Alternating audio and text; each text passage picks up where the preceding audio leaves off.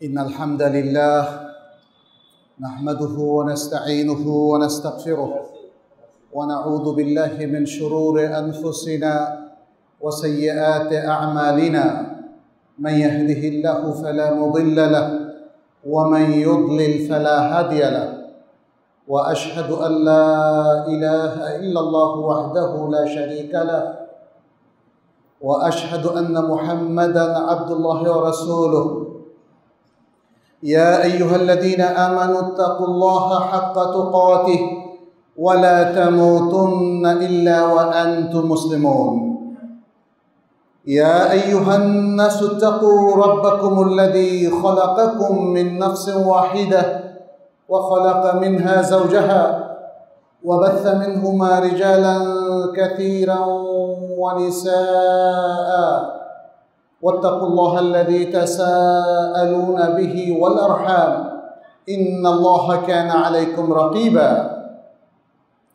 يا أيها الذين آمنوا اتقوا الله وقولوا قولا سديدا يصلح لكم أعمالكم ويغفر لكم ذنوبكم ومن يطع الله ورسوله فقد فاز فوزا عظيما أما بعد فإن أصدق الحديث كتاب الله وخير الهدي هدي محمد صلى الله عليه وسلم وشر الأمور محدثاتها وكل محدثة بدعة وكل بدعة ضلالة ثم أما بعد أيها المسلمون أوصيكم ونفسي بتقوى الله عز وجل فاتقوا الله يا عباد الله اتقوا الله في أنفسكم وأولادكم وأزواجكم وعشيرتكم فإن التقوى وصية الله للأولين والآخرين ولجميع المؤمنين نسأل الله سبحانه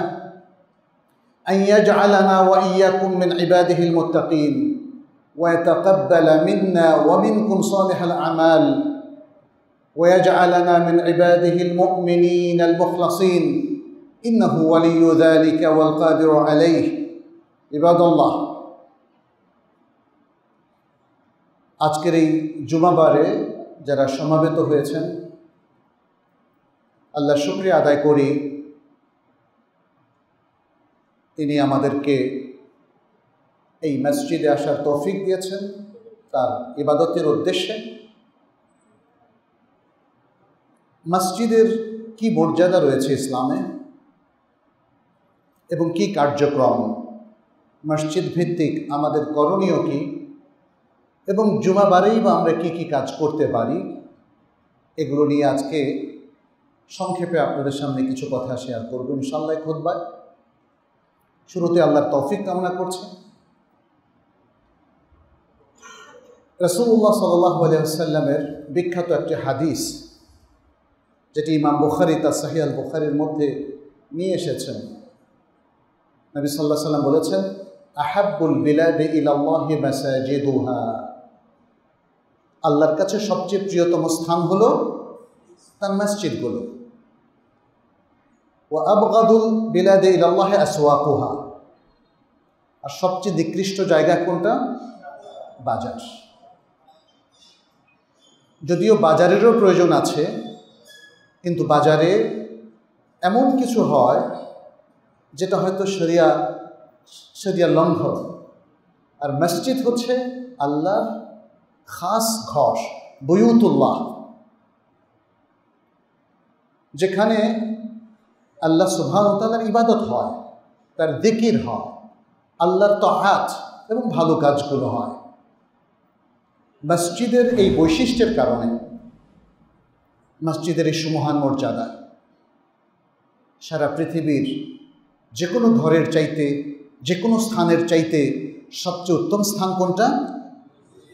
মাসাজিদুল্লাহ, আল্লাহর মসজিদগুলো, আল্লাহর ঘরগুলো।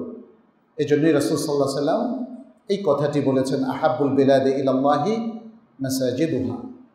পৃথিবীর সর্বশ্রেষ্ঠ এই জায়গাটা কারা আবাদ করবে? পৃথিবীর যে কোনো মানুষ এই মসজিদটাকে আবাদ করতে পারবে বা এখানে ঢুকতে পারবে?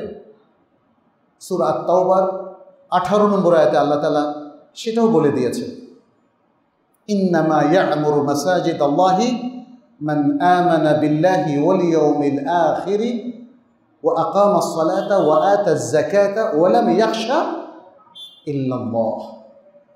বলছেন মসজিদগুলো তো আবাদ তারাই করবে যারা আল্লাহর প্রতি ঈমান পোষণ করে, আল্লাহর প্রতি ঈমান পোষণ করে। শুধু আনলে হবে না, ঈমানটাকে পোষণ করতে হবে কন্টিনিউয়াসলি, প্রত্যেকটা মুহূর্তে ঈমানকে সাথে রাখতে হবে। ঈমানকে অন্তরেও সাথে রাখতে হবে, আমলেও সাথে রাখতে হবে।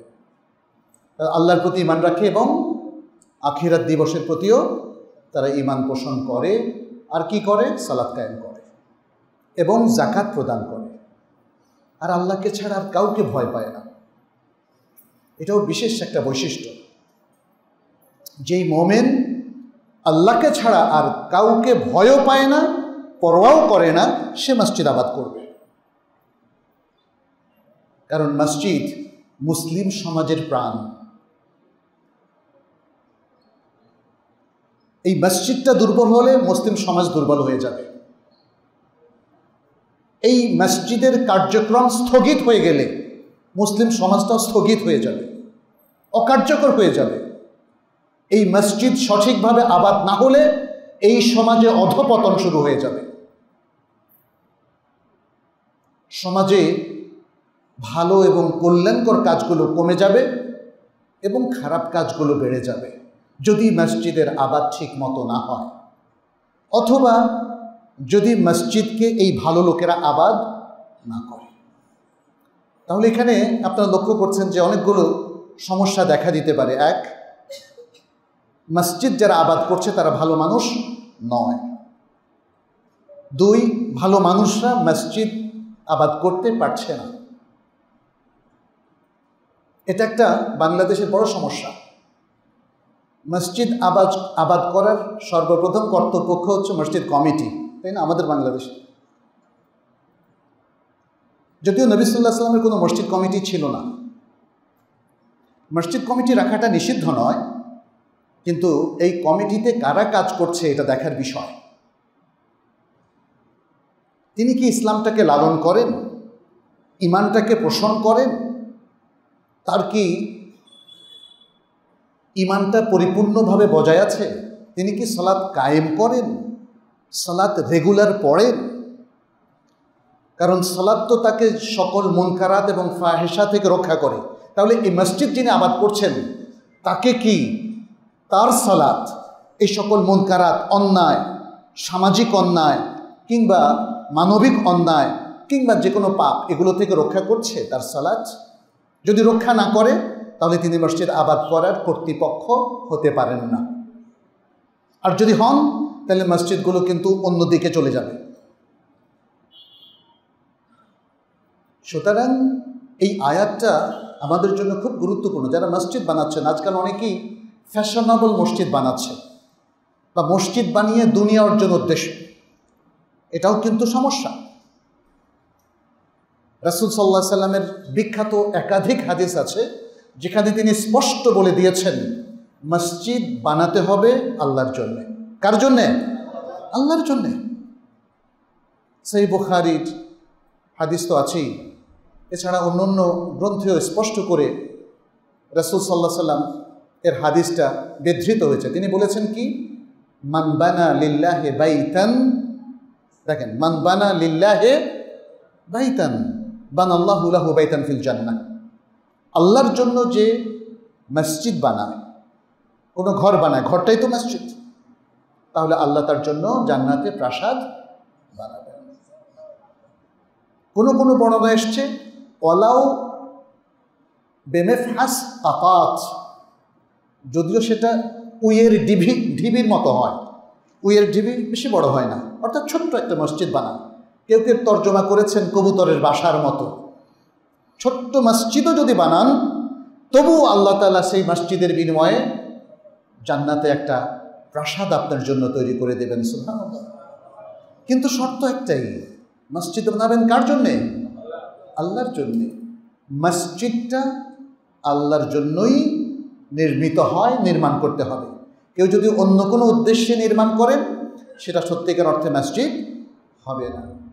আল্লাহ সুবহানাহু ওয়া তাআলা স্পষ্ট করে বলেও দিয়েছেন, ওয়া আন্নাল মাসাজিদা লিল্লাহি ফালা তাদউ মা'আল্লাহি আহাদা। সকল মসজিদ, এই ভূপৃষ্ঠে যত মসজিদ আছে সকল মসজিদ আল্লাহর জন্য। অতএব এই মসজিদগুলোর মধ্যে তোমরা আল্লাহর সাথে আর কাউকে আহ্বান করবে না, আর কারো ইবাদতও করবে না, আর কারো কাছে দোয়াও করবে না। এই মসজিদগুলো আল্লাহর জন্যে, অতএব ইবাদত হবে শুধু আল্লাহর, ইবাদত হবে শুধু আল্লাহর। অতএব মসজিদ হচ্ছে সেই প্রতিষ্ঠান যেখান থেকে আল্লাহর জন্য সকল কাজ করার অনুপ্রেরণা তৈরি হবে। আল্লাহর জন্য ইবাদত, আল্লাহর জন্য সকল ভালো কাজ, আল্লাহর জন্য এই সমাজের জন্য, মানে এই সমাজে যত কাজ করছি সেটা আল্লাহর সন্তুষ্টির জন্য। সুতরাং মসজিদটা যদি সঠিক ব্যক্তিদের হাতে সঠিকভাবে আবাদ হয় তাহলে কিন্তু এটা সমাজের লাভ, এটা সমাজের লাভ, এটা দেশের লাভ। কিন্তু দুর্ভাগ্য আমাদের অনেক মুসলিমরা এটা বোঝে না। নোংরা রাজনীতি কিংবা আরও নানা রকম স্বার্থের পিছনে ছুটে চলা, দুনিয়া অর্জন, প্রভাব প্রতিপত্তি অর্জন, এসব কিছু আমাদের মূল লক্ষ্য, মুসলিমদেরকে তার মূল লক্ষ্য থেকে চ্যুত করে দেয়। ফলে মসজিদ করাটাও দেখেন অনেক সময় অনেক খারাপ কিছুর দিকে ইঙ্গিত করে।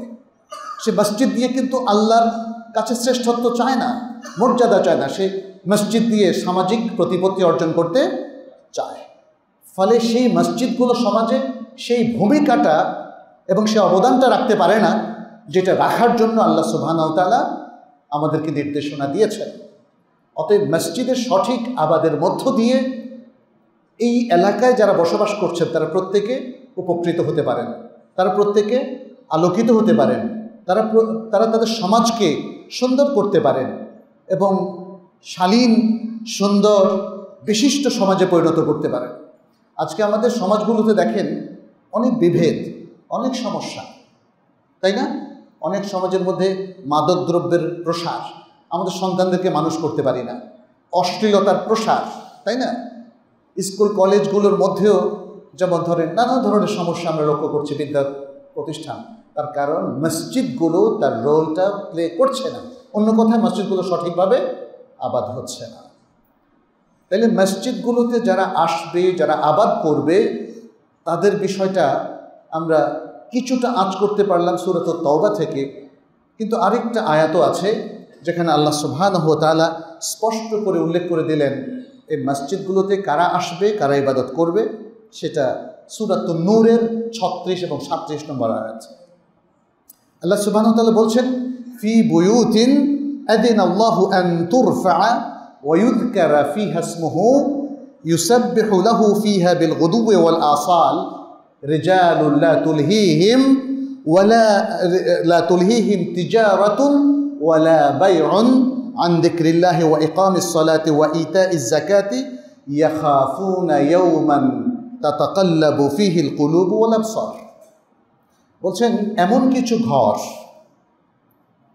যেগুলোকে সমুন্নত করতে এবং যেগুলোর মধ্যে আল্লাহর নাম উল্লেখ করতে, আল্লাহর নাম স্মরণ করতে আল্লাহ অনুমতি দিয়েছেন, সেই ঘরগুলোর মধ্যে সকাল সন্ধ্যায় তাসবিহ পাঠ করে এমন সব মানুষেরা, রিজালুন, এমন সব মানুষেরা, লা তুলহিহিম তিজারাতুন, যাদেরকে কোনো তিজারত, কোনো বিজনেস, ওয়ালা বাইউন, এবং কোনো ট্রেডিং, কোনো ব্যবসা বাণিজ্য যাদেরকে গাফেল করে না। এই মসজিদে আসতে তাদেরকে গাফেল করে না, অমনোযোগী করে না, বাধা দেয় না, এবং তাদেরকে বাধা দেয় না ওয়া ইকামিস সালাহ, সালাত কায়েম করা থেকে, ওয়া ইতাইজ যাকাত, যাকাত দেওয়া থেকে। ইয়াখাফুনা, তারা কেন মসজিদে এসে তাহলে আল্লাহর ইবাদত করছে? ইয়াখাফুনা ইয়াওমান তাতাকাল্লাবু ফিহিল কুলুবু ওয়াল আবসার, কারণ তারা এমন একটা দিনকে ভয় করে যেদিন উল্টে যাবে মানুষের দৃষ্টি এবং হৃদয়। অন্তরগুলো উল্টে যাবে, হার্টগুলো উল্টে যাবে, চোখগুলো উল্টে যাবে। সেই দিনের ভয়াবহতার কারণে রক্ষা পাবে শুধু মুমিন হৃদয়। তাদের সব কিছু রক্ষা পাবে, কারণ আল্লাহ তাদেরকে প্রোটেকশন দেবেন। ফলে দেখুন, এখানে মসজিদ আবাদ করার এটা সেকেন্ড আয়াত, যেখানে আল্লাহ সুবহানাহু ওয়া তাআলা তাদের প্রশংসা করেছেন। তারা সকাল সন্ধ্যায় আল্লাহকে স্মরণ করে, আল্লাহর ইবাদত করে, এবং আল্লাহর যিকির, আল্লাহর জন্য সালাত পড়া, আল্লাহর অবধারিত যাকাত আদায় করা থেকে তাদেরকে কোনো কিছু দুনিয়ার জীবন, এই বেচা কেনা, তিজারত, নানা রকম ব্যস্ততা, পেশাগত দায়িত্ব পালন, এগুলো তাদেরকে বাধা দেয় না। আজকে আমাদেরকে একটু মেলাতে হবে, আল্লাহ যাদের কথা উল্লেখ করেছেন আমরা কি তাদের মতো হতে পেরেছি কিনা, হওয়ার ইচ্ছা আছে কিনা। আর এই যে মসজিদ, যেখানে আজকে আমরা একসাথ হলাম কিছু কথা শেয়ার করার জন্যে আজকের এই খুতবায়, এবং পাশাপাশি ঢাকা থেকে আমাদের আরও মেহমানরা এসেছেন, তারাও কথা বলবেন আসরের পরে ইনশাআল্লাহ। এর মধ্য দিয়ে এই এলাকায় যদি মসজিদ ভিত্তিক একটা জাগরণ তৈরি করা যায়, তাহলে সেটাই কিন্তু আল্লাহ চাচ্ছেন। এটাই মসজিদের সঠিক আবাদ। মসজিদের আবাদ নানাভাবে হয়ে থাকে। এক হচ্ছে মসজিদ বানানোর মাধ্যমে, সে আবাদটা অলরেডি আপনারা করে ফেলেছে, আলহামদুলিল্লাহ। আলহামদুলিল্লাহ, যেটা মান বানা লিল্লাহি মসজিদান, নবী সাল্লাল্লাহু আলাইহি ওয়াসাল্লাম বলেছেন। দ্বিতীয় আবাদটা হচ্ছে, এটাকে বলা হয় আল ইমারাহ আল মানবিয়াহ, আসল আবাদ। এই আসল আবাদটা হচ্ছে মসজিদ ভিত্তিক যদি আমরা ইমানের তারবিয়ত দিতে পারি, ইসলামের শিক্ষাটা প্রসারিত করতে পারি, নিজেরা ভালো মুসাল্লি হতে পারি, ভালো মানুষ হতে পারি, এবং আল্লাহ এবং তো রাসূল সাল্লাল্লাহু আলাইহি ওয়াসাল্লাম ঠিক যেভাবে একজন মুসলিমকে গড়ে ওঠার তারবিয়ত দিয়েছেন, নির্দেশনা দিয়েছেন, সেভাবে যদি আমরা নিজেরা গড়ে উঠতে পারি, তাহলেই মসজিদের সত্যিকার আবাদ কিন্তু সম্ভব হবে। আর যদি আমরা নিজেদের আত্মগঠন করতে না পারি, ভুলভাবে যদি জীবন যাপন করি, অন্যায় অসত্যের সাথে যদি আমরা সম্পৃক্ত থাকি, এবং হালাল হারাম বেছে যদি আমরা না চলি, তাহলে মসজিদের আবাদ কিন্তু আমাদের হাতে সঠিকভাবে হবে না। মসজিদের অনেক গুরুত্বপূর্ণ কার্যকর ভূমিকা আছে। আমি সেগুলো নিয়ে ইনশাআল্লাহ সময় যতটুকু আছে চেষ্টা করব সেগুলো নিয়ে কথা বলার জন্য। মসজিদের অন্যতম একটা ভূমিকা হলো, মসজিদ ইবাদতের জায়গা হওয়ার পাশাপাশি এটা একটা মারকাজুল উলুম, ইলমের একটা মারকাজ। মসজিদে নববীর দিকে একটু তাকান। নবী সাল্লাল্লাহু আলাইহি ওয়াসাল্লাম মদিনায় এসে নিজ হাতে প্রথম যে মসজিদটা বানিয়েছিলেন সেটা হলো আল মসজিদ আন-নববী। সেখানেই তো তিনি শিক্ষাদান কর্মসূচির মধ্য দিয়ে, তারবিয়তের মধ্য দিয়ে সাহাবাদের জেনারেশনটা গড়ে তুলেছেন। সাহাবারা কার কাছে কোরআনের তালিম নিয়েছেন বলেন তো? নবী সাল্লাল্লাহু আলাইহি ওয়াসাল্লামের কাছ থেকে না? কার কাছ থেকে হাদিস নিয়েছেন? নবী সাল্লাল্লাহু আলাইহি ওয়াসাল্লামের কাছ থেকে না? এগুলো তো সবই মসজিদে নববী ভিত্তিক আমল ছিল। অতএব আজকের মসজিদগুলোকেও জ্ঞানের কেন্দ্রে পরিণত করতে হবে। আমরা মাদ্রাসা আলাদা করে ফেলার কারণে, পাঠশালা বা স্কুল আলাদা করে ফেলার কারণে আজকে মসজিদগুলো হয়ে গেছে শুধু ইবাদতখানা। আমি এই জন্য বলেছিলাম, মসজিদের পরিচিতিতে ইবাদতখানা বলবেন না, এটা মসজিদ। এটা কমপ্লিট একটা টার্ম যেটা অনেক কিছু মিন করে।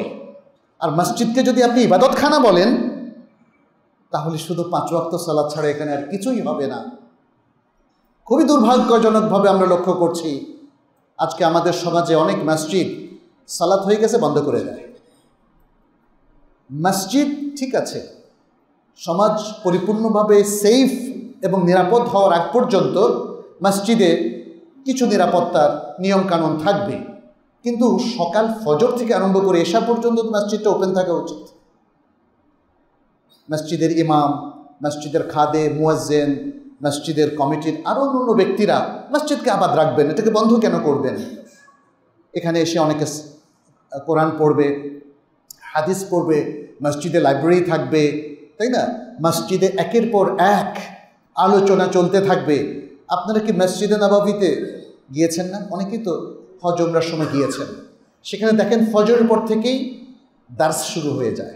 দার্স, কেউ দিচ্ছেন দার্সুল কোরআন, কেউ দিচ্ছেন তালিমুল কোরআনের হালাকা, কেউ দিচ্ছেন দার্সুল হাদিস, কেউ দার্সুল ফিকহ, দার্স ফিল আকিদা, কেউ দার্স ফিল তারিখ, দার্স ফিস সিরা আন-নববিয়্যা, এইভাবে চলছে। সুবহানাল্লাহ। যদি 5 জন 10 জন করেও মুসল্লিদের মধ্যে এই দার্সগুলোতে থাকেন, এলাকায় 2 বছর 3 বছর পরে ইসলাম সম্পর্কে জানে না, এরকম লোক কি পাওয়া যাবে? পাওয়া যাওয়ার কথা না। সাহাবায়ে কেরাম যারা ইসলাম সম্পর্কে কিছুই জানতেন না, নবী সাল্লাল্লাহু আলাইহি ওয়াসাল্লামের দার্সে বসার পরে তারা এখন আমাদের কাছে রিসোর্স, তাই না? আমাদের মুসলিম উম্মার 1 নম্বর রিসোর্স কারা? সাহাবায়ে কেরাম। সাহাবায়ে কেরাম, পৃথিবীর সকল হাদিস তাদের কাছ থেকে আমরা শিখেছি। প্রত্যেকটা হাদিস দেখবেন যে নবী সাল্লাল্লাহু আলাইহি ওয়াসাল্লাম থেকে বর্ণনাকারী কে? সাহাবায়ে কেরাম। সুবহানাল্লাহ। আমরা এগুলো ভুলে গেছি আজকে, কারণ মসজিদের অবদানটা কমে গেছে। মসজিদ তার রোল প্লে করছে না। মসজিদ এলাকার নানা রাজনীতির সাথে সম্পৃক্ত হয়ে গেছে। সুতরাং আপনাদের প্রতি আমাদের আহ্বান থাকবে, মসজিদকে তার অতীত যে রোল প্লে করার জায়গা, সে জায়গা ফিরিয়ে নিয়ে আসুন। সালাত তো হবেই, মসজিদের প্রধান প্রোগ্রাম হচ্ছে সালাত। এতে তো কেউ দ্বিমত করছি না আমরা, তাই না? 5 ওয়াক্ত সালাত তো মসজিদে হতেই হবে। সালাতুল জুমআ যদি মসজিদ জামে হয় সেটিও হবে, কিন্তু মসজিদকে মারকাজুল উলুম বানাচ্ছে কিনা এটা দেখতে হবে। মারকাজুল উলুম যদি মসজিদ হয়, আপনি দেখবেন এখানে স্কলাররা, আলোকিত স্কলাররা আসতে শুরু করবে। দার্স দিবেন তো ওলামায়ে কেরাম, তাই না? যার জ্ঞান নেই তিনি তো দার্স দিতে পারবেন না। যার কাছে কিছুই নাই তিনি কিছু কেমনে দেবেন? তাহলে যার কাছে কিছু আছে সেই লোকদেরকে এখানে আনতে হবে, তাহলে আপনাদের পুরো এলাকা জনপদ আলোকিত হবে ইনশাআল্লাহ। মনে রাখবেন, মনে রাখবেন, আবারও বলছি বারবার, উম্মার 1 নম্বর প্রয়োজন, প্রায়োরিটি হচ্ছে ইলম, জ্ঞান। অতএব জ্ঞানের চর্চা ব্যতীত উম্মাহ তার ঋত গৌরব কোনোদিন উদ্ধার করতে পারবে না। জ্ঞানকে যারা ধারণ করেন তারা হলেন উলামা, আহলুল ইলম বালাহা, এবং তুল্লাবুল ইলম। 2টো শ্রেণী, আহলুল ইলম বা উলামা, আরেকটা হলো তুল্লাবুল ইলম। মূলত আমরা সবাই তুল্লাবুল ইলম। কোনো ব্যক্তি তার নিজেকে এতটা উপরে নেওয়া উচিত না যাতে তিনি বলবেন আমি আলেম হয়ে গেছি। প্রত্যেক ব্যক্তিরই উচিত এতটা বিনয়ী থাকা যে এখনও আমরা শিখছি। তো সুতরাং শেখা আর শেখানো, এই প্রক্রিয়াটা রাসূল সাল্লাল্লাহু আলাইহি ওয়াসাল্লাম শিখিয়েছেন, এবং কোরআন শেখা এবং শেখানোর প্রক্রিয়াটাকে তিনি ভালো মানুষের সাথে তিনি উল্লেখ করে দিয়েছেন। কি বলেছেন? খায়রুকুম মান তাআল্লামাল কোরআনা ওয়া আল্লামা, তোমাদের মধ্যে সেই সর্বোত্তম যে আগে কোরআন শেখে এবং তারপরে শেখা। এই জিনিসটা আমরা সব ক্ষেত্রেই প্রয়োগ করতে পারি। হাদিসের ক্ষেত্রেও তাই, আগে হাদিস শিখব তারপর শেখাবো, আগে ইলম শিখব তারপর শেখাবো। তাহলে একটি জিনিস চিন্তা করুন, যদি মসজিদ ভিত্তিক ইলমটা চালু হয়ে যায় এবং এখানে অনেক আলেমরা আসা যাওয়া শুরু করেন, তাহলে আপনাদের এলাকাটা আলোকিত হবে না? অনেক আলোকিত হবে। এখানে আরেকটা কথা একটু মনে রাখবেন, আমি প্রথম কি বললাম, ইলম হচ্ছে সবচেয়ে বড় প্রায়োরিটি, এটা একটু মাথায় নেবেন ভালো করে। ইলম অর্জন করতেই হবে এবং জরুরি ইলম আপনার আমার সবারই জানা থাকতে হবে। হ্যাঁ, তাহলে এই জিনিসটা মাথায় রাখবেন। দ্বিতীয় হচ্ছে ইলম কাকে বলে? ইলম কাকে বলে? ভুল তথ্য কি ইলম হতে পারে? ভুল চর্চা কি ইলম হতে পারে? কিন্তু অনেক মানুষ সেটাকে ইলম মনে করে। আপনি যদি দেশের বিভিন্ন মাজারে যান, দেখবেন যে সেখানে একদল মানুষ সেজদা করছে। তাকে যদি জিজ্ঞেস করেন কেন করছো, সে কিন্তু বলবে এটাই আমার কাছে ইবাদত, আমি আমার আল্লাহকে খুশি করার জন্য কবরকে সেজদা করছি, বলবে না? কারণ নইলে তো জাস্টিফিকেশন হবে না। সে তো জেনে বুঝে এটা করছে, এবং করছে কারণ সে মনে করছে এতে আল্লাহ খুশি হবেন। আপনাদেরকে জিজ্ঞেস করি, আল্লাহ কি খুশি হবেন এতে? সেজদা কার জন্য করতে হবে? রুকু কার জন্য করতে হবে? আল্লাহর জন্য। তাহলে এটা কি এলেম হলো বলেন? কিন্তু ওই বেচারার কাছে এটা এলেম। এভাবে সমাজে অনেক ভুল কাজ ছড়িয়ে ছিটিয়ে আছে, অনেক বেদাত চালু আছে, মানুষ সেটাকে মনে করছে এটা ঠিক, ফলে এটা তার কাছে এলেম, কিন্তু আসলে এটা ঠিক নয়। আরেকটা প্রশ্ন, আজকে কোনটা ঠিক আর কোনটা ঠিক নয় এটা কি বের করা কঠিন? হ্যাঁ, না, এটা কারো জন্যই কঠিন নয়। ডাক্তার যেমন এই রোগের আসল চিকিৎসা কি হবে এটা বের করা কঠিন না, একজন আর্কিটেক্ট যখন এই যে মসজিদটা বানালেন, এখানের কোথায় প্রথম প্ল্যানের মধ্যে ভুল হলো এটা বের করা তার জন্য কঠিন না। আজকে আমাদের মুসলিমদের জন্য এটা কঠিন নয় যে আমাদের সমাজে কি ভুল আছে আর কি ঠিক আছে। শুধু প্রয়োজন জ্ঞান চর্চা করা, গবেষণা করা এবং কোরআন হাদিস ঘেঁটে দেখা, ভালো ভালো তাফসির পড়া, হাদিসের গ্রন্থগুলো ওলামায়ে কেরামের বুঝ অনুযায়ী ভালো করে যাচাই বাছাই করা। তাহলে আপনি বুঝতে পারবেন সমাজে প্রচলিত সব কিছু সঠিক নয়। তাহলে আমাদেরকে এলেমটাকে আবিষ্কার করতে হবে, এলেমটাকে আবিষ্কার করতে হবে। আবিষ্কার কাকে বলে জানেন? আবিষ্কার কিন্তু নতুন সৃষ্টি না, এটাকে ইংরেজিতে বলে এক্সপ্লোরেশন, টু এক্সপ্লোর। এই জিনিসটা আগে ছিল কিন্তু আমাদের জানা ছিল না, এখন আমরা এটাকে বের করতে পারলাম, এটা হলো আবিষ্কার। যেমন মাধ্যাকর্ষণ শক্তি আবিষ্কার করেছে কে? নিউটন বলা হয়, তাই না? কিন্তু তিনি কি এটাকে সৃষ্টি করেছেন? তাইলে আবিষ্কার আর সৃষ্টি করা এক জিনিস নয়। মাধ্যাকর্ষণ শক্তি নিউটন যখন বুঝতে পারলেন, তার আগে মাধ্যাকর্ষণ শক্তির অস্তিত্ব ছিল কি না? ছিল।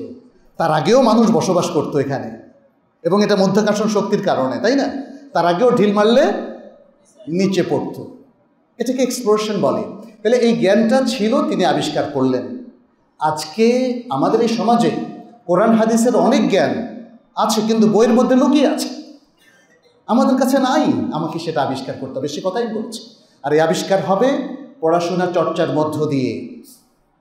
বিদ্যাপীঠগুলোকে, পাঠশালাগুলোকে, মাদ্রাসাগুলোকে, মসজিদগুলোকে সঠিকভাবে আবাদ করলে এলেম আবার ফিরে আসবে, এলেম আবার তাজা হবে। এলেমকে আমরা সবাই এক্সপ্লোর করতে পারবো, আবিষ্কার করতে পারবো।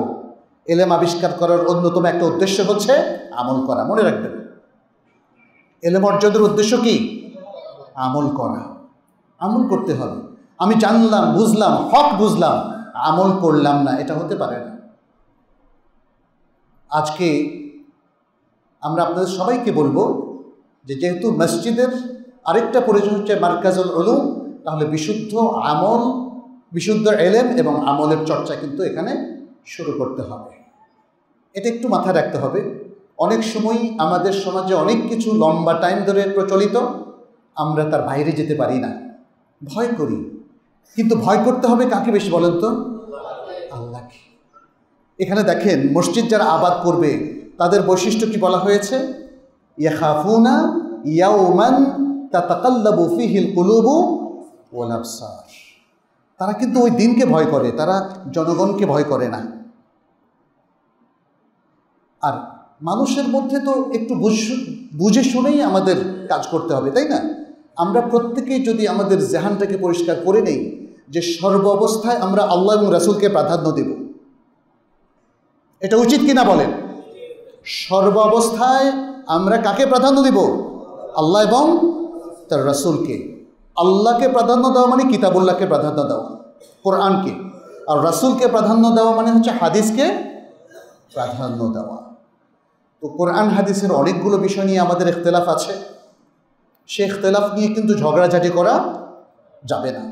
মনে রাখতে হবে ইখতিলাফ থাকবেই, কিন্তু মুসলিম একটা ভদ্র পরিশীলিত জাতি, উম্মাহ, তারা তাদের ভদ্রতা রক্ষা করেই হয়তো প্রতিবাদ করবে, দ্বিমত পোষণ করবে, যেটা আমরা আমাদের ইমামদের মধ্যে, আমাদের আগের ওলামায়ে কেরামের মধ্যে লক্ষ্য করেছি। আপনারা দেখবেন আমাদের মুহাদ্দিসিনে কেরামের মধ্যে একজন আরেকজনকে কখনো গালি দেন না। চার ইমাম যাদের কথা আমরা বলছি, ইমাম আবু হানিফা, ইমাম মালিক, শাফিঈ এবং ইমাম আহমদ ইবনে হাম্বল রাহিমাহুমুল্লাহু রাহমাতান ওয়াসিআ, তারাও কিন্তু, তাই না, কেউ আগে কেউ পরে ছিলেন না? কেউ কাউকে কি কটু কথা বলেছেন? এটাও কি বলেছেন উনি ওনার চেয়ে আমি ভালো বুঝি? এই ধরনের কথাও তারা বলেননি।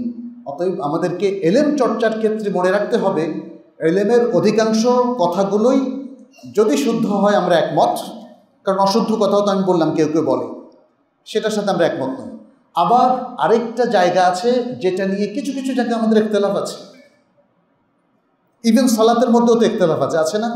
আমিন জোরে বলবো না আস্তে বলবো? আমরা কি রুকুর আগে রফেল এদেল করবো কি করব না, তাই না? আছে না? আসরের নামাজ কোন ওয়াক্তে তার শুরু হয়ে যায় ওয়াক্ত, এগুলো নিয়ে ইখতিলাফ আছে না? এখন আমরা কি এগুলো নিয়ে ঝগড়া করবো বলেন তো? প্রত্যেকে যেটা শুদ্ধ মনে করছে, ইখতিলাফের কিছু সুযোগ কিন্তু ইসলামে আছে, সেই সুযোগটা আপনাকে দিতে হবে, সুযোগটা আপনাকে দিতে হবে। তাহলে মসজিদ আবাদ করার সাথে এই নীতিমালাগুলো খুব জরুরি। আপনি যদি দ্বিমত করার সুযোগ না দেন, যেখানে দ্বিমত করা যায় তখন কিন্তু ঝগড়া বেঁধে যাবে, যুদ্ধ বাঁধবে, হানাহানি হবে, মারামারি হবে। যেমন রুকুর আগে রাফুল ইয়াদাইন করা যাবে কি যাবে না, এটা দেখবেন, এটা নিয়ে অনেক জায়গায় ঝগড়া হয় না? হয়। অথচ এটা কি নতুন মাসালা? এটা কি বাংলাদেশের মাসালা, নাকি এটা নোয়াখালীর এই অথবা লাকসামের এই মসজিদের মাসালা? আমাদের আগের ওলামায়ে কেরাম তো এগুলো নিয়ে ঝগড়া করেন নাই, তাহলে আমরা এখানে ঝগড়া করব? আমরা একটু উদার হই। আমার দরকার হচ্ছে আমার সালাতটা আল্লাহর কাছে কবুল হয় কিনা, আমি যে মসজিদ করলাম এই মসজিদটা আল্লাহ কবুল করলেন কিনা, আমরা যে মসজিদ ভিত্তিক কার্যক্রম পরিচালনা করছি সেই কার্যক্রমগুলো আল্লাহ কবুল করছেন কিনা, এবং এই এলাকার মানুষ এই মসজিদকে কেন্দ্র করে সম্প্রীতির বন্ধনে আবদ্ধ হলো কিনা, পরস্পরের প্রতি ভালোবাসা বাড়লো কিনা, একে অন্যের কল্যাণ কাজে অগ্রসর হতে পারলাম কিনা, এটা না উচিত? মসজিদকে আল্লাহ তাআলা ঝগড়া করার জন্য দিয়েছেন? সালাতকে আল্লাহ তাআলা আমাদেরকে ঝগড়া এবং ইখতিলাফ করার জন্য দিয়েছেন? প্রিয় ভাইয়েরা, কখনো নয়। ইসলামের বৈশিষ্ট্য হচ্ছে, ইসলামের এই যে মহান কর্মসূচিগুলো, প্রোগ্রামগুলো, সেটা ইবাদতের হোক অথবা জনকল্যাণমূলক হোক অথবা সামাজিক কার্যক্রম হোক, এ সব কিছু আল্লাহ দিয়েছেন যাতে আমাদের সবার মধ্যে একটা সম্প্রীতির বন্ধন তৈরি হয়। আমরা একে অপরকে দ্বীনের এই কাজ করতে করতে একে অপরের প্রতি মাহাব্বা পোষণ করি, যেটাকে দ্বীনি মাহাব্বাত বলা হয়। দেখেন সূরাত আলে ইমরানের মধ্যে আল্লাহ তাআলা কিন্তু সেদিকেই আমাদেরকে একটু দৃষ্টি আকর্ষণ করেছেন। কি বলেছেন? ওয়াদকুরু নি'মাতাল্লাহি আলাইকুম ইদ কুনতুম আ'দাআন ফাআল্লাফা বাইনা কুলুবিকুম ফাআসবাহতুম বিনি'মাতিহি ইখওয়ানা। স্মরণ করো তোমাদের উপর আমার নিয়ামত, আল্লাহর নিয়ামতকে তোমরা স্মরণ করো, যখন তোমরা ছিলে পরস্পর শত্রু, এরপর আল্লাহ তাআলা তোমাদের অন্তরে উলফাত মানে মাহাব্বাত, ভালোবাসা ঢেলে দিলেন, আর তোমরা হয়ে গেলে পরস্পর ভাই ভাই। কি চমৎকার কথা! আল্লাহ বলেছেন ইসলামের পুরো প্রোগ্রামটা হচ্ছে মানুষকে সম্প্রীতির বন্ধনে আবদ্ধ করার জন্য এবং মুসলিম উম্মাহকে এক দেহ এক প্রাণ করার জন্যে। আমাদের মসজিদগুলোকে সেই রোলটা প্লে করছে? আপনি কি সেই রোলটা প্লে করছেন? আমরা মুসলিমরা কি সেই ভূমিকা, আমরা কি সেটা, সে অবদানটা রাখতে পারছি, সে ভূমিকাটা রাখতে পারছি? একটু ভাবার বিষয় আছে না? তাহলে আজকের যে ইসলামিক যত প্রোগ্রাম, এই প্রোগ্রাম হচ্ছে উম্মাকে এক করার প্রোগ্রাম, ওয়াহদাতুল উম্মাহ, উম্মাকে ঐক্যবদ্ধ করার প্রোগ্রাম। সে ঐক্যবদ্ধ করার প্রোগ্রামটা মসজিদ থেকে সূচনা হতে পারে। এই জন্য আল্লাহ সুবহানাহু ওয়া তাআলা এর আগে বলেছেন ওয়াতাসিমু বিহাবলিল্লাহি জামিআন ওয়া লা তাফাররাকু, তোমরা আল্লাহর রজ্জুকে তথা কোরআন সুন্নাহকে শক্তভাবে আঁকড়ে ধরো এবং পরস্পর বিচ্ছিন্ন হইও না। তাহলে ঐক্যের প্রক্রিয়া হচ্ছে কোরআন সুন্নাহর বিশুদ্ধ এলেমের উপর থাকা, যেই এলেমগুলো ফিক্সড সেখানে ইখতিলাফ না করা, আর যেখানে ইজতিহাদ করার সুযোগ আছে সেখানে প্রত্যেকে ইজতিহাদ করার সুযোগ রাখা। তাহলে আপনি অনৈক্য এড়িয়ে যেতে পারবেন এবং কিছু কিছু ক্ষেত্রে মতভেদ থাকার পরেও আমরা একটা মসজিদ ভিত্তিক ঐক্যবদ্ধ সমাজ গড়ে তুলতে পারব। আজকের প্রেক্ষাপটে এটা আমাদের জন্য খুবই জরুরি হয়ে গেছে, কারণ আজকে আমাদের ভেতরে বাহিরে শত্রু অনেক। আমাদের শত্রু বলতে কাদেরকে বোঝাচ্ছি? ইসলামের শত্রু, যারা চায় ইসলাম পৃথিবী থেকে মুছে যাক, যারা চায় ইসলামের যে ঈমান আকীদা সেটা আর না থাকুক, নষ্ট হয়ে যাক, যারা চায় ইসলামের ইবাদতগুলো আর বিশুদ্ধভাবে পরিপালিত না হোক। আমাদের আন্তর্জাতিক শত্রুরাও রয়েছে।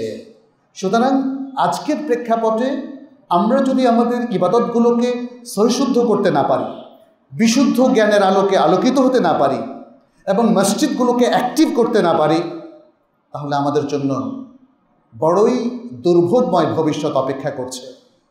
আমাদেরকে ফেস করতে হবে একটা কঠিন জীবন। মনে রাখবেন, যদি আমরা সতর্ক না হই, যদি এখনও একটা শুধু মাসআলা নিয়ে আমরা ইখতিলাফ করি, এখনও জুমার দিনের কিছু মাসালা নিয়ে ইখতিলাফ করি, সালাতের কিছু মাসালা নিয়ে ইখতিলাফ করি। সালাত গুরুত্বপূর্ণ ইবাদত, কিন্তু এখানে ইখতিলাফের সুযোগ আছে। ওযু গুরুত্বপূর্ণ ইবাদত, ওযুর মধ্যে ইখতিলাফ আছে। কিছু কিছু মাসালা আপনারা দেখবেন এক এক মাযহাবে এক এক নিয়ম। সিয়াম গুরুত্বপূর্ণ ইবাদত, কারণ এটা রুকন, এখানেও ইখতিলাফ আছে। কাফারা ইচ্ছাকৃতভাবে ভঙ্গ করলে কি হবে না হবে এগুলো নিয়ে এবং আরও অনেক মাসালা ইখতিলাফ আছে। হজ ইসলামের পঞ্চম রুকন, এখানেও ইখতিলাফ আছে। তো ইখতিলাফ যেহেতু আছে, ইখতিলাফকে আমরা ঝগড়ায় রূপান্তরিত না করি, আমরা একটু উদার হই আর নিজের বেলায় চেষ্টা করি সবচেয়ে যেটা শুদ্ধ, সবচেয়ে যেটা হক, সবচেয়ে সহি যে ইলম সেটাকে ফলো করতে। মসজিদের আরও অন্যান্য রোলের মধ্যে রয়েছে, মসজিদ সমাজ কল্যাণের একটা কেন্দ্র হতে পারে। আপনি মসজিদ ভিত্তিক বেশ কিছু কার্যক্রম নিতে পারেন। এখানে মাসে একবার যদি ফার্স্ট এইডের একটা চিকিৎসার ব্যবস্থা করেন, গ্রামের কত মানুষ দেখেন তার ওষুধ কেনার সামর্থ্য নাই। আমি ঢাকা শহরেও দেখি প্রচুর মানুষ, ঢাকা শহরের বিভিন্ন এবং দেশের বিভিন্ন জায়গা থেকে মানুষ আমাদের কাছে আবার সব রিকোয়েস্ট পাঠায়। অনেকগুলো রিকোয়েস্ট আমরা কিছু হসপিটালে দিয়ে দেই বা বিভিন্ন ফাউন্ডেশনে দিয়ে দেই, কিছু আমরা নিজেরাও চেষ্টা করি করার জন্য। তাহলে মসজিদ যদি আপনার জাস্ট মানুষের রোগের জন্য মাসে একদিন সকাল থেকে সন্ধ্যা পর্যন্ত একজন ডাক্তার হায়ার করে, কত টাকাই বা লাগবে? আপনারা সবাই মিলে পারবেন না? তাহলে আপনার এলাকার জনগণ কিন্তু একটা প্রাথমিক চিকিৎসা দেবে। দিনের পর দিন অনেক গরিব মানুষ একজন ডাক্তারের কাছে যাওয়ার মতো তার ক্ষমতা না, ঔষধ না। এখানে হতে পারে যেমন চোখের চিকিৎসারও একটা শিবির হতে পারে মসজিদ ভিত্তিক, আপনারা এগুলো করতে পারেন। মসজিদ ভিত্তিক জাকাত প্রোগ্রাম চালু করতে পারেন। আপনারা এই এলাকার যারা জাকাতদাতা আছেন, একটা জাকাতের ফান্ড 5 লাখ 10 লাখ 20 লাখ টাকার একটা জাকাতের ফান্ড করেন এবং দেখবেন যে কারো হয়তো একটু ঘর নষ্ট হয়ে গেছে, তাকে ঠিক করে দিলেন। কোনো এক লোক পঙ্গু অবস্থায় আছে, তার চিকিৎসার ব্যবস্থা করলেন। আরেকজন হয়তো 10,000 টাকা পেলে স্বাবলম্বী হতে পারে, তাকে দিলেন। হতে পারে না এগুলো? হতে পারে। জাকাত ছাড়াও আম সাদাকাও হতে পারে। মসজিদ ভিত্তিক এই এলাকার লোকদেরকে জাকাতুল ফিতর, যেটা আমরা রমজানের শেষে দিয়ে থাকি, ঈদের আগে আগে, তাই না, সেটা বন্টনের জন্য আপনারা ব্যবস্থা করতে পারেন। মসজিদ ভিত্তিক আপনারা নানা রকম ক্যাম্পেইন করতে পারেন। যেমন এলাকায় যদি মাদকের প্রসার দেখা দেয়, তাহলে মসজিদ ভিত্তিক একটা আপনারা যেমন তরুণদের ক্যাম্প করতে পারেন যে না, তোমরা এটা করো না, কারণ মাদক সেবন করা কি হারাম না হালাল? হারাম। তাহলে এই জিনিসগুলো আসছে না কেন, তাই না? ফেসবুকের ব্যবহার, সোশ্যাল নেটওয়ার্কের ব্যবহার দেখেন আমাদের গ্রামে গঞ্জে এখন সবাই জানে কি না, কিন্তু এটা কি সঠিক ব্যবহারটা জানে? এরা এমন ব্যবহার করে যাতে পরিবার ভেঙে যাচ্ছে, বিভিন্ন পরিবারে প্রবলেম দেখা দিচ্ছে। তো সেগুলো আপনারা, সেই কাজগুলো আপনারা করতে পারেন মসজিদ ভিত্তিক। সামাজিকভাবে অ্যাওয়ারনেস বিল্ড আপ, চিকিৎসা, দারিদ্র্য বিমোচন, মাদক বিরোধী বিভিন্ন কার্যক্রম, মানুষকে আরও সচেতন করা, দিনদার বানানোর কার্যক্রম, নানা রকম কার্যক্রম কিন্তু মসজিদ ভিত্তিক হতে পারে। মসজিদকে লোকাল পলিটিক্সের বাইরে রাখবেন। যদিও বাংলাদেশের কালচার ভিন্ন হয়ে গেছে, কারণ বাংলাদেশের পলিটিক্সে এখন নানা ধরনের ক্ল্যাশ। এই জায়গাটা অন্তত বিতর্কের ঊর্ধ্বে রেখে এখানে দ্বীনি কাজগুলো, এলমি একাডেমিক কাজগুলো, সামাজিক কাজগুলো, দেশের উন্নয়নের কাজগুলো এখান থেকে কিন্তু আপনারা করতে পারেন। মসজিদ মনে রাখবেন একটা মুসলিম সমাজের সবচেয়ে শক্তিশালী প্রতিষ্ঠান। যদি মুসলিম উম্মার মসজিদগুলো দুর্বল হয়ে যায় আর আপনি অন্য জায়গায় নিজেকে স্ট্রং করেন, তখন উম্মার যে নিড, যে চাহিদা, সে অনুযায়ী তার জায়গাটা কখনোই স্ট্রং হবে না। কারণ ইসলাম মসজিদকে বাদ দিলে আর কিছুই থাকে না। অতএব যারা তার ইসলামকে, তার রিলিজিয়নকে, তার দ্বীনি জিন্দেগিকে, তার দ্বীনদারিকে, তার আখলাককে স্ট্রং করতে চান, তাদেরকে মসজিদকে স্ট্রং করতে হবে। এটা গেল কিছু বিষয়। জুমাবারের কিছু ফজিলত সেটা আপনারা জানেন, এটা আমাদের অনেকেই জানেন না। আজকে তো অনেক সময় হয়ে গেছে, আমি হয়তো সেটা নিয়ে খুব বেশি আলোচনা করতে পারবো না, শুধু অল্প কয়েকটা তথ্য দেই। জুমাবারের ফজিলত এটা যদি সবাই জানতো আর বিশ্বাস করত, তাহলে খতিব আসার বহু আগেই মসজিদ কিন্তু ভরে যেত। পৃথিবীর সবচেয়ে উত্তম দিন কোনটা? জুমাবার। আমার প্রশ্ন উত্তরে হয়তো এটাই আপনারা আঁচ করে বলছেন, কিন্তু হাদিসটা কি জানা আছে?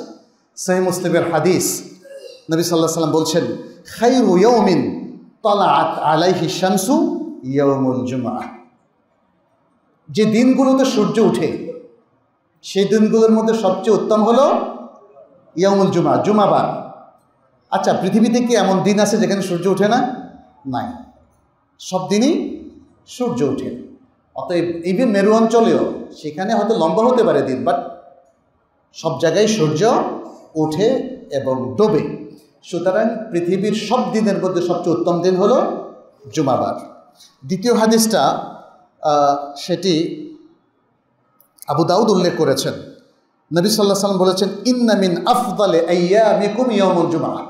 তোমাদের সপ্তাহের দিনগুলোর মধ্যে সবচেয়ে উত্তম দিন কি? ইয়াউমুল জুমআহ, জুমাবার। আচ্ছা, কেন তিনি সেটার কিছু বিবরণ দিলেন। ফিহে খুলিকা আদম, জুমাবার এই দিন আদম আলাইহিস সালামকে সৃষ্টি করা হয়েছে। ওয়াফিহে কুরবা, তার মৃত্যু হয়েছে। ওয়াফিহে নাফখা, এই দিন কিয়ামত শুরু হবে। কিয়ামতের তো কয়েকটা স্তর আছে, একটা হলো নাফখা, প্রথম শিক্ষা শুরু হওয়া, তারপরে হচ্ছে মানুষ বেহুশ হয়ে যাওয়া, তারপরে হলো পুনরুত্থান হওয়া। কারো মতে 2টা শিক্ষা হবে, কারো মতে 3টা। এই সব কিছু হবে জুমাবারে। ফাকতিরু আলাইয়া মিনাস সালাতি ফি, অতএব ওই দিন অর্থাৎ জুমাবারে তোমরা আমার উপর বেশি বেশি দুরূদ পাঠ করো। ফা ইন্না সালাতাকুম মা'রুদাতুন আলাইয়া, কারণ তোমাদের দুরূদ আমার কাছে পেশ করা হয়। ক্বালু ইয়া রাসূলুল্লাহ ওয়া কাইফা তুরাদু সালাতুনা আলাইকা ওয়া কাদ আরিমতা আই বালিতা। আল্লাহ রাসূল, আপনার কাছে কিভাবে দুরূদ পেশ করা হয় অথচ আপনি তো মারা গিয়েছেন? মানে বলা হচ্ছে যে আপনি যখন মারা যাবেন তখন তো আর আপনি দুনিয়ায় নাই, তাহলে আপনার কাছে কিভাবে সালাত পেশ করা হয়? সালাত মানে দুরূদ। তখন বললেন, ইন্নাল্লাহ আযজা ওয়া জাল্লা হাররামা আলাল আরদি আজসাদাল আম্বিয়া। আল্লাহ তাআলা মাটির উপরে হারাম করে দিয়েছেন আম্বিয়াদের শরীর, তারা খেতে পারবে না, নষ্ট করতে পারবে না। আচ্ছা, আরেকটা হাদিসে আছে, এক জুমআ থেকে আরেক জুমআ যদি আপনি সালাত পড়েন তাহলে মাঝখানের পাপগুলো মিটে যায়। এবং এর আরও অনেক ফজিলত আছে। ইসলামের ইবাদতগুলো এমনই, আমরা তো অনেক ভুল করি, কিন্তু এগুলো মেটাবো কী করে? এত ভুল কিভাবে সংশোধন হবে, কিভাবে মিটবে, কিভাবে মোচন হবে, কিভাবে মাপ পাবো? এই জন্য একটা চমৎকার প্রোগ্রাম দিয়েছে ইসলাম, সেটা হচ্ছে 5 ওয়াক্ত সালাত ঠিক মতো পড়লে সালাতের মাঝখানের পাপগুলো মিটে যাবে। 2 জুমা ঠিক মতো পড়লে মাঝখানের পাপগুলো মিটে যাবে। যদি আপনি রমাদানের সিয়াম ঠিক মতো পালন করেন তাহলে 2 রমাদানের মাঝখানের পাপগুলো মিটে যাবে। যদি আপনি উমরা করেন তাহলে পরবর্তী উমরা আরেকটা করতে পারলে মাঝখানে 2 উমরার মাঝখানের পাপগুলো মিটে যাবে। তাহলে এটা কি আল্লাহ আমাদের প্রতি রহম করেন নাই? অনেক রহম করেছেন। কারণ এত বেশি ভুল করি আমরা, যদি এই ইবাদতগুলোর মাধ্যমে তা মোচনের ব্যবস্থা করা না হতো, তাহলে কিন্তু এই আমাদের পাপের সাগরে হাবুডুবু খেতে হতো। তবে মনে রাখবেন, কবিরা গুনাহ নামে যেগুলো উলামায়ে কেরাম উল্লেখ করেছেন, সেগুলোর জন্য স্পষ্ট তাওবা লাগবে। আচ্ছা, আরেকটা হাদিসে নবী সাল্লাল্লাহু আলাইহি ওয়াসাল্লাম তিনি উল্লেখ করেছেন, জুমার দিন ফজরের সালাত এটা সবচেয়ে উত্তম সালাত, এবং ফজরের সালাত যিনি জামাতের সাথে পড়বেন তিনি আল্লাহর স্পেশাল কেয়ারের মধ্যে থাকবেন। স্পেশাল কেয়ার, এমনি তো আল্লাহ সবাইকে কেয়ার করেন, বাট স্পেশাল কেয়ার যদি জুমার দিন আপনি শেখান। আচ্ছা, এরপরে জুমার দিনের একটা বিশেষ সময়ের কথা বলা হয়েছে। সেই সময়টা ওইভাবে উল্লেখ করা হয় নাই, উলামায়ে কেরাম বিভিন্ন সময় উল্লেখ করেছেন। একটা সময় যখন আপনি আল্লাহর কাছে হাত তুললে আল্লাহ আপনার হাত ফেরত দেবে না, কবুল করবে। মানুষ মৌলভী সাহেব ডেকে মিলাদ পড়ায়, এ করে সে করে, কিন্তু আপনার জন্য আল্লাহ যে সুযোগগুলো দিয়েছে সেটা কি গ্রহণ করছেন? এটা তো আমাদেরকে একটু খেয়াল রাখতে হবে। আল্লাহ আপনাকে এবং আল্লাহ রাসূল সাল্লাল্লাহু আলাইহি ওয়াসাল্লাম আপনাকে যে সুযোগগুলো অবারিত করে দিলেন, সেটা কেন অ্যাভেল করছেন না? এত সুন্দর সুন্দর আপনি নিজেই আল্লাহর কাছে চাইলে তো আল্লাহ কবুল করেন কিনা? ওয়া ইযা সাআলাকা আন্নী ইবাদি ফাইন্নী করিব উজিবু দাওয়াতাদ দাঈ ইযা দাআ ফালিয়াস্তাজিবু লি। আমার বান্দা যখন আমাকে জিজ্ঞেস করে, আমার কাছে কোনো কিছু চায়, তখন তো আমি তার কাছে থাকি। সে দোয়া করলে আমি সে দোয়া কবুল করি, অতএব যেন আমার কাছে দোয়া করে। সুবহানাল্লাহ। অতএব আল্লাহর কাছে আমরা জুমার দিনেও স্পেশাল দোয়া করব, অন্য দিনও করব। আরেকটা হাদিস বলি, এই হাদিসটা সহিহ সুনান আবি দাউদের মধ্যে এসেছে।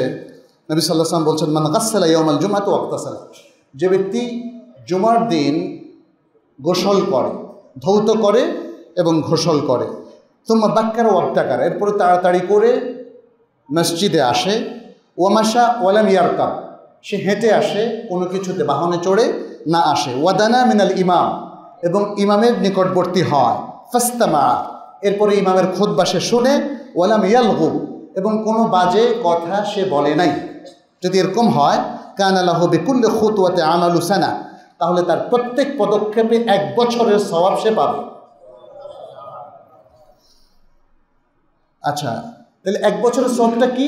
এই হাদিসের মধ্যে এসছে, আজরু সিয়ামিহা ওয়া কিয়ামিহা, পুরা বছর যদি সে সিয়াম রাখে, একটাও না ভাঙ্গে, এবং পুরো রাত যদি সে কিয়ামুল লাইল করে, এক রাতও মিস না করে, সেই পরিমাণ সওয়াব সে। বুখারীর আরেকটা হাদিস এসছে যে জুমার দিন যিনি প্রথম প্রহরে আসবেন, এটাকে 5টা প্রহরে ভাগ করা হয়েছে, তাহলে তিনি একটা উট কুরবানির সমান সওয়াব পাবেন। দ্বিতীয় প্রহরে যিনি আসবেন তিনি একটা গরু কুরবানির সমান সওয়াব পাবেন। তৃতীয় প্রহরে যিনি আসবেন তিনি একটি ছাগল কুরবানির সমান সওয়াব পাবেন। এরপরে যিনি আসবেন তিনি একটি মুরগি কুরবানি করার সওয়াব পাবেন, এবং এরপরে সর্বশেষ যিনি আসবেন তিনি একটি ডিম কোরবানি করার সওয়াব পাবেন। তাহলে আপনি দেখেন কি পরিমাণ কমে যাচ্ছে সওয়াবটা, এটা বুখারীর হাদিস। কিন্তু এবং আরেকটা হাদিসে এভাবে উল্লেখ করা আছে, যদি ইমাম খুতবায় দাঁড়িয়ে যান, তাহলে যেই ফেরেশতা শুরুতে সিজিল রেজিস্টার খুলে বসেছিলেন, মুসল্লিদের নাম লিখতেন, তিনি ইমাম আসার পরে, মিম্বরে দাঁড়ানোর পরে ওটা বন্ধ করে তিনি বসে যাবেন। তাহলে পরবর্তীতে যে মুসল্লিরা এসেছেন তারা কিন্তু ফেরেশতার রেজিস্টারে আর নাম লেখাতে পারবেন। প্রিয় ভাইরা, তাহলে এই বিষয়গুলো আমরা একটু রিমাইন্ডার দিলাম আপনাদেরকে। আমি আশা করছি অন্যান্য খাতিবরাও আলোচনা করবেন ইনশাআল্লাহ। আর আরেকটা বিষয় নিয়ে আপনাদের আমি রিকোয়েস্ট করব, প্রথমত কিছু ফিকহি ইখতিলাফ আছে, এটা নিয়ে আমরা ঝগড়া না করি। প্রথম কথা, যারা যেই আমলই করতে চান, যদি তার পক্ষে হাদিস থাকে তাকে সে আমল করতে দেয়। এই উদারতা ছাড়া আজকে সমাজে কোনো সম্প্রীতি সৃষ্টি হবে না। আল্লাহ আমাকে আপনাকে এই দায়িত্ব দেন নাই জোর করে আমি সবাইকে আমার মাযহাবে নিয়ে আসব, ঠিক না? তাহলে এই জায়গায় একটু উদার থাকি আমরা দেখি যে কিভাবে কি হয়। মক্কা মদিনা থেকে আরম্ভ করে কোথায় কিভাবে হচ্ছে, বিশিষ্ট ওলামায়ে কেরাম কোনগুলোকে গ্রহণ করছেন, কোনটাকে গ্রহণ করছেন না। আমরা অবশ্যই বড় বড় বেদাতগুলোর বিপক্ষে, ভুলগুলোর বিপক্ষে। জুমার খুতবার ব্যাপারে এখানে বাংলাদেশে আপনারা জানেন দুইভাবে খুতবা হচ্ছে। একটা হচ্ছে আগে একটু বয়ান হয় বাংলায়, এবং তারপরে খুব সংক্ষেপে 5 মিনিট করে আরবিতে দুটো খুতবা দেওয়া হয়, এবং এই খুতবাগুলো তারা সাধারণত বই দেখে পড়েন। 12 চান্দের খুতবা, এটা একটা আমল আছে। আর আরেকটা আমল হচ্ছে খুতবা দুটো হয়, আরবি বাংলা মিলিয়ে খুতবা দেওয়া হয়, যেমন আজকে আমরা যেটা দিচ্ছি। খুতবার ব্যাপারে আসলে ইসলামের ফয়সালাটা কি? ইসলামের ফয়সালাটা হচ্ছে খুতবা মানুষকে কিছু নির্দেশনা দেওয়ার জন্য খুতবার বিধান। খুতবা রুকু সেজদার মতো ওই ইবাদত না যেটা আরবিতে করতেই হবে। একটা মত আছে উলামায়ে কেরাম, আমরা সবার প্রতি শ্রদ্ধাশীল। উলামায়ে কেরামের একটা মত আছে কি, না খুতবা আরবিতে দিতেই হবে, বুঝুক আর নাই বুঝুক। কিন্তু দ্বিতীয় মতটা, এটা দেখেন সৌদি আরবের উচ্চ ওলামা পরিষদের ফাতাওয়া, সৌদি আরবের স্থায়ী ওলামা কমিটির ফাতাওয়া, শেখ সালেহ বিন উসাইমিনের ফাতাওয়া, শেখ বিন বাজের ফাতাওয়া, এছাড়াও মধ্যপ্রাচ্য কিংবা ইউরোপ আমেরিকার যে ইন্টারন্যাশনাল ফিকহ কাউন্সিল আছে তাদেরও ফাতাওয়া। তারা বলেছেন খুতবা মানুষ যাতে বুঝে এই জন্য কিছু অংশ আরবি দিয়ে বাকি অংশ নিজ নিজ ভাষায় দেবে। ইংরেজি হলে ইংরেজিতে, উর্দু হলে উর্দুতে, বাংলা হলে বাংলায়, অথবা অন্য যে কোনো ভাষায়। এতে সালাতেরও কোনো ক্ষতি হবে না, খুতবারও কোনো ক্ষতি হবে না। যারা বলেছেন আরবিতে দিতে হবে, আমি সংক্ষেপ করার জন্য বলছি, এমনকি এটা হানাফি মাযহাবেরও অনেক ওলামায়ে কেরাম বলেছেন খুতবা অনারব ভাষায় দেওয়া যাবে। আমার কাছে সেই দলিলগুলো আছে, কেউ যদি জানতে চান আমি সেটা দিতে পারবো। তাহলে খুতবা মিনিমাম 3-4 মিনিট আরবি দিলেই খুতবা হয়ে যাচ্ছে। আপনার ফিকহের কিতাবগুলো পড়ে দেখেন, আমি আজকে শুরুতে যে খুতবাটা দিলাম ওটা মিনিমাম 4-5 মিনিট হয়ে গেছে না, আরবিতে হয়ে গেছে। তাহলে বাকি অংশে আমরা বাংলায় বলতে কোনো বাধা নাই। দুটো খুতবাতেই কিছু অংশ বাংলায় বলা যায় আর কিছু অংশ আরবি বলা যায়। তো আপনি সারা বিশ্বের বিখ্যাত সব বড় বড় মসজিদগুলো দেখেন, ইউরোপ, আমেরিকা, কানাডা। এখানে আমাদের মোতাওয়াল্লি সাহেব হায়াত চৌধুরী, টরন্টো ইসলামিক সেন্টার, তার আমি ওনার ওখানেও একটা জুমা পড়িয়েছিলাম, এবং সম্ভবত সে কারণেই আজকে আম্মাজান মসজিদে আমাকে ইনভাইট করলেন প্রিয় হায়াত ভাই। আমি টরন্টোতে অনেক মসজিদে জুমা পড়িয়েছি, সেখানে মসজিদে ওমর আছে, অনেকগুলো আছে, এটা হায়াত ভাইও জানেন। আমেরিকাতেও প্রচুর মসজিদে আমি ইংরেজিতেও খুতবা দিয়েছি, বাংলাতেও খুতবা দিয়েছি। তো সেখানে কিন্তু আমরা দুটো খুতবার বেশি কোথাও দিইনি। প্রথমে আরবি, তারপরে বাংলা অথবা ইংরেজি, এরপরে আবার আরবি বলে শেষ। তারপর সেকেন্ড খুতবাতে ম্যাক্সিমাম আরবি আর কিছু দোয়া অথবা গুরুত্বপূর্ণ দু একটা কথা বাংলা।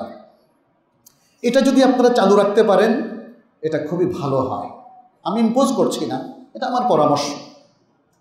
আর এখানে যে সমস্ত মুফতি ভাইরা আছেন আমি আশা করি একটু উদার হন, এতে কোনো সমস্যা নাই। আপনি যদি আপনার মসজিদে আপনার মতো দিতে চান সেটা আপনি তো স্বাধীন, আপনি দিতেই পারেন। কিন্তু এই যে দুটো খুতবার মধ্যে খুতবাকে সীমাবদ্ধ রাখা এবং মাঝখানে বাংলায় বলা, এটা কিন্তু শরিয়া বিরোধী নয়। এর পক্ষে আপনার কতগুলো ওলামায়ে কেরামের ওপিনিয়ন এবং ফাতাওয়া লাগবে আমাকে বলেন, আমি দিতে পারবো ইনশাআল্লাহ। কারণ এটা নিয়ে আমি ঢাকার বনানী মসজিদেও কথা বলেছিলাম এবং তাদেরকে কনভিন্স করেছিলাম, তারা কনভিন্স হয়েছে। যে কদিন আমি ছিলাম দুটো খুতবা আমরা দিয়েছি। অতএব আসুন, আমরা সমাজকে সুন্দর দেখতে চাই, আমরা আমাদের জনগণকে ভালোবাসি, মুসলিম ভাইদেরকে আমরা ভালোবাসি। ইসলাম আমাদেরকে সেই শিক্ষা দিয়েছে। আপনার সাথে আমার ফিকহে কিছু ইখতিলাফ থাকতে পারে, এমনকি ধর্মীয় কোনো মাসালাও ইখতিলাফ থাকতে পারে, কিন্তু দিন শেষে because you are a Muslim, we love you for the sake of Allah. আল্লাহর জন্য আপনাদেরকে ভালোবাসি। আপনাদের প্রতি এখানে যারা আছেন, এই এলাকার এই জনপদে যারা বসবাস করছেন, আপনাদের জন্য একই কথা, একই মেসেজ, উহিব্বুকুম ফিল্লাহ, ওয়াল্লাহি উহিব্বুকুম ফিল্লাহ। আপনাদের প্রতি আল্লাহর জন্য আমাদের ভালোবাসা, ইখতিলাফ থাকুক অথবা নাই থাকুক, আসুন আমরা এই মাহাব্বতের চেতনায় নিজেদেরকে আলোকিত করি, সম্পৃক্ত হই এবং এভাবে এগিয়ে যাই। তাহলে সমাজ সুন্দর হবে, দেশ সুন্দর হবে, মুসলিম উম্মাহ এগিয়ে যাবে। আকুলু কাউলি হাদা ওয়া আস্তাগফিরুল্লাহ লি ওয়া লাকুম ওয়া লিসাইরিল মুসলিমিন ফাস্তাগফিরুহু ইন্নাহু হুয়াল গফুরুর রহিম। আলহামদুলিল্লাহি রাব্বিল আলামিন ওয়াল আকিবাতু লিল মুত্তাকিন ওয়া উসাল্লি ওয়া উসাল্লিমু আলা নাবিয়িনা মুহাম্মাদিন ওয়া আলা আলিহি ওয়া আসহাবিহি আত-তাইয়্যিবিন আত-তাহিরিন ওয়া মান তাবি'আহুম বিইহসানিন ইলা ইয়াউমিদ্দিন। আম্মা বা'দ। আইয়ুহাল মুসলিমুন ইত্তাকুল্লাহ ওয়াত্তাবি'উ সুন্নাতা নাবিয়্যিকুম ওয়া কুনু ইবাদাল্লাহিস সাদিকিন আস-সালিহিন আল-মুমিনিন المخلصين. نسأل الله سبحانه وتعالى أن يوفقنا وإياكم إنه ولي ذلك والقادر عليه. عباد الله, আপনাদের প্রতি খুব সংক্ষেপে একটাই আবার নাসিহা করছি। আসুন আমরা সত্যিকার ইমানদার হওয়ার চেষ্টা করি, ইমানকে পরিপূর্ণ করি, ইমানের কোথাও ত্রুটি আছে কিনা সেটা দেখে সেই ত্রুটিটা দূর করি, কারণ পূর্ণ ইমানদার হওয়া ছাড়া আল্লাহর কাছে আমাদের রেহাই হবে না, নাজাত হবে না। দ্বিতীয় হচ্ছে তাকওয়া। আল কোরআন তাকওয়ার আলোচনা করেছে, অনেক লম্বা আলোচনা, এবং আল্লাহ সুবহানাহু ওয়া তাআলা বলেছেন আল্লাহ শুধু মুত্তাকিনদের আমলই কবুল করে। অতএব আসুন আমাদের ইমানটাকে রক্ষার জন্যে, জীবনটাকে সুন্দর করার জন্যে, সমাজটাকে ভালো করার জন্যে আমরা প্রত্যেকেই মুত্তাকি হয়ে যাই এবং ইমান এবং তাকওয়ার তারবিয়াত আমরা চালু করি মসজিদে এবং আমাদের শিক্ষা প্রতিষ্ঠানগুলোতে। ইবাদতে আমরা যেন কোনো অবহেলা না করি, প্রত্যেকটা ফরজ ইবাদত সঠিকভাবে বিশুদ্ধ পন্থায় নবী সাল্লাল্লাহু আলাইহি সাল্লামের সুন্নাহ ভিত্তিক আমরা যেন আদায় করি। এবং তারপর আখলাকটা যেন আমাদের সুন্দর হয়, একের প্রতি অন্যের আচরণ, ধৈর্য, সহনশীলতা, পরস্পরের প্রতি ভালোবাসা, সম্প্রীতি এগুলো যেন বজায় রাখি। এবং সর্বশেষ হালাল হারাম বেছে চলা। আল্লাহ যেন আমাদেরকে তৌফিক দান করে। আমি এই মসজিদের যারা নির্মাণ কাজে সহায়তা করেছেন, নির্মাণ কাজ সম্পন্ন করেছেন এবং যারা সাহায্যের হাত বাড়িয়ে দিয়েছেন তাদের জন্য দোয়া করি, আল্লাহ যেন তাদের এই মহান প্রচেষ্টাকে কবুল করেন। এই জনপদে আপনারা যারা আছেন আপনাদের সবার জন্য দোয়া করছি, আল্লাহ যেন আপনাদের জীবন, আপনাদের সন্তান সন্ততি, আপনাদের কামাই রোজগার প্রচেষ্টা আল্লাহ যেন বারাকা দান করেন।